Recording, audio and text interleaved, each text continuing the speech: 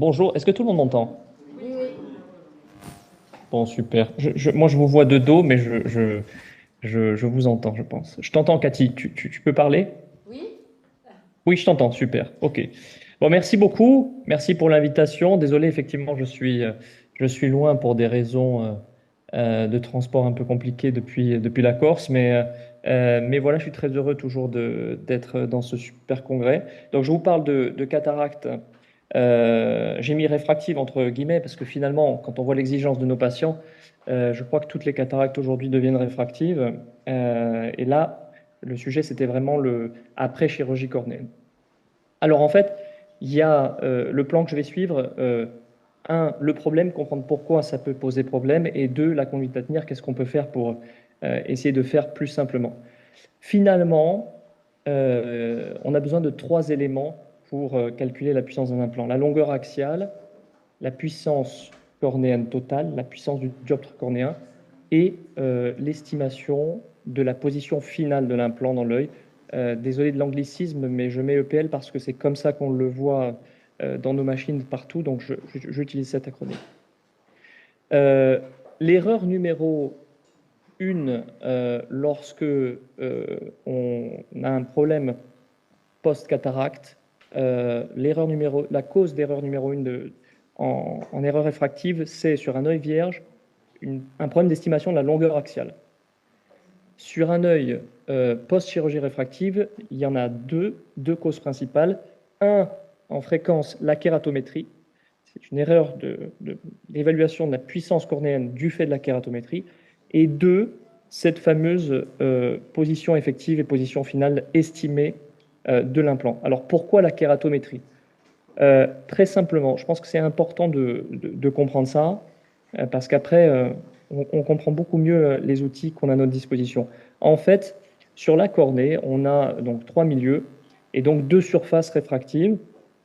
On a une formule ancestrale pour calculer ça, hyper simple, qui est en fait l'indice de réfraction du premier milieu moins le deuxième milieu, divisé par le rayon de courbure. Donc finalement, si on reprend notre petit schéma, ici on a deux surfaces euh, réfractives, la face antérieure et la face postérieure. Et donc vous savez que depuis l'avènement des caméras rotatives ou des fentes, on a en fait maintenant la possibilité d'estimer la face postérieure et que cette face postérieure, en fait, elle n'est pas nulle. On a entendu beaucoup parler pour les calculs d'implants toriques. Et donc si on prend notre formule et qu'on veut essayer de calculer précisément la puissance totale du dioptre cornéen, eh bien, il faut faire deux additions. Donc là, je prends un exemple, une myope de -4, on a le rayon antérieur, le rayon postérieur, on fait nos petits calculs, c'est très simple, on met juste dans notre formule nos indices de réfraction et on retrouve 42. Et vous avez aujourd'hui ce chiffre que vous voyez tous sur vos biomètres, qui est l'indice de réfraction. En fait, cet indice de réfraction des biomètres, il peut être différent selon les biomètres.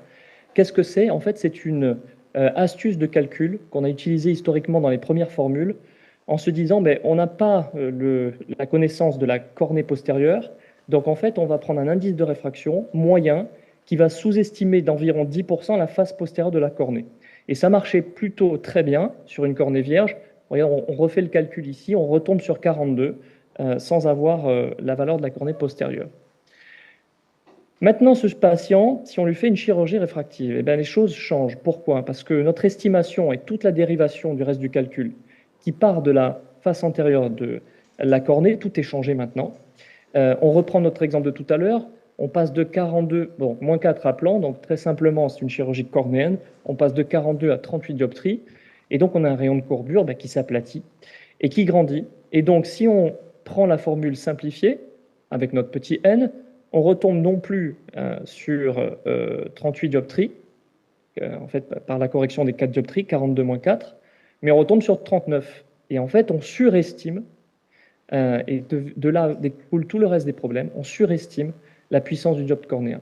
Et donc, vous avez compris, si vous avez compris ça, vous avez entièrement compris les risques que vous avez en calcul d'un plan post-chirurgie réfractive. Un myope, c'est de l'hypermétropiser, et un hypermétrope, c'est de le myopiser.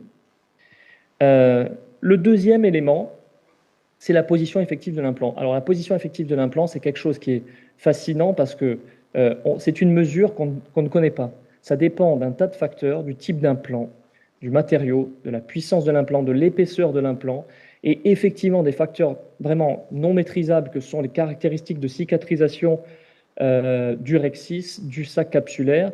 Donc c'est une mesure qu'on ne peut pas avoir directement. Et quand on ne peut pas avoir quelque chose directement, c'est là que l'intelligence artificielle et que les mathématiques donc sont intéressants, puisque avec les éléments du passé ou des mesures actuelles, on va essayer d'avoir, à travers ces variables explicatives, d'avoir une estimation de ce que c'est. Et regardez, c'est très intéressant ça. Moi, je remercie Guillaume de Bellemanière pour avoir modélisé ça.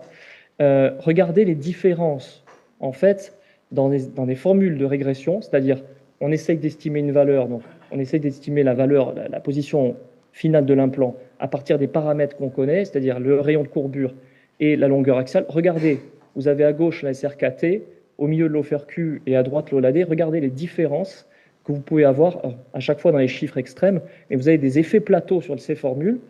Et donc, regardez, pour des grandes longueurs axiales et des petits rayons de courbure, on a vraiment des vrais effets plateaux. Et donc, les variables changent, les rayons changent, les longueurs axiales changent, mais l'estimation des chambres antérieures et donc des positions effectives de l'implant n'évolue plus.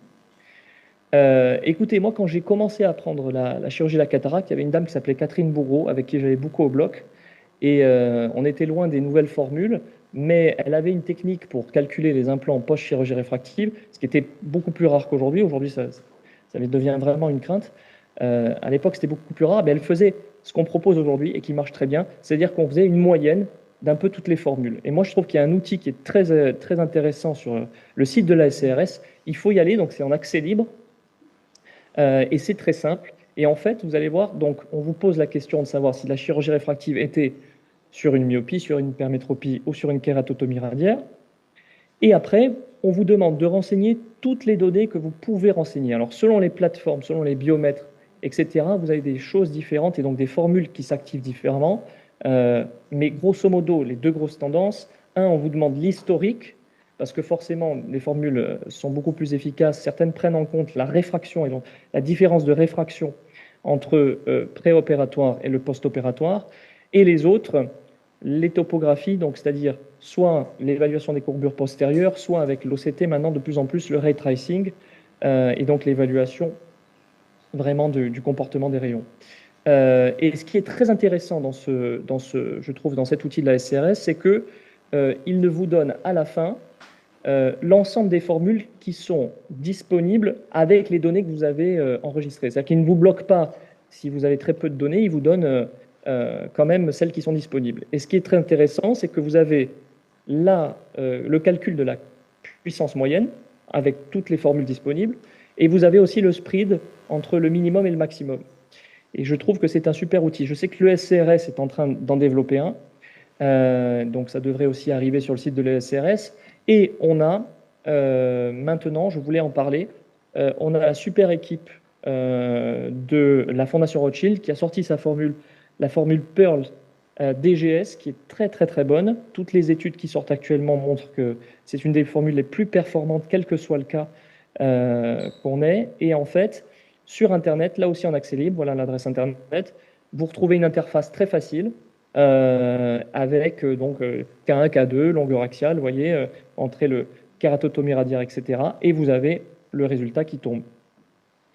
Voilà, merci beaucoup. Pour ça, j'essaie de faire assez simple, assez court sur un truc un peu complexe. Et sur les idées, en fait, je pense qu'il faut retenir donc les outils, les deux outils Internet. Je trouve qu'actuellement, c'est vraiment très, très, très agréable en consultation d'avoir ça. Un petit focus sur les formules simples. Dans les anciennes formules, la AGIS est vraiment la meilleure des moins mauvaises formules.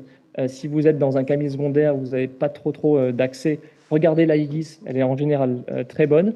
Et quand vous avez une disparité, même sur vos outils de calcul Internet, quand vous avez une disparité, rappelez-vous du risque. Quand c'est un myope, prenez plutôt une cible négative parce que le risque, c'est d'hypermétropiser, et inversement chez l'hypermétrope. Merci beaucoup. Merci beaucoup, Florent. C'est Alice, je ne sais pas si tu me vois. Mais merci beaucoup d'avoir voilà, réussi à nous rendre accessibles ces calculs qui sont quand même parfois difficiles à comprendre. Et je complète juste pour dire que sur le site de l'ESRS, en effet, il y a le calculateur avec les différentes formules et que la formule Perl DGS va être intégrée au calculateur ESCRS normalement là dans quelques semaines. Donc on aura comme ça tout le panel de toutes les formules sur le site de l'ESRS. Donc ça, c'est un vrai outil pour les patients opérés de chirurgie réfractive, mais même pour les patients de novo, ça permet d'augmenter la précision du calcul d'implant. Est-ce qu'il y a des questions dans la salle sur les calculs HTR? Super. Ouais, super clair ton topo, Florent. Je vais me remettre aux mathématiques là.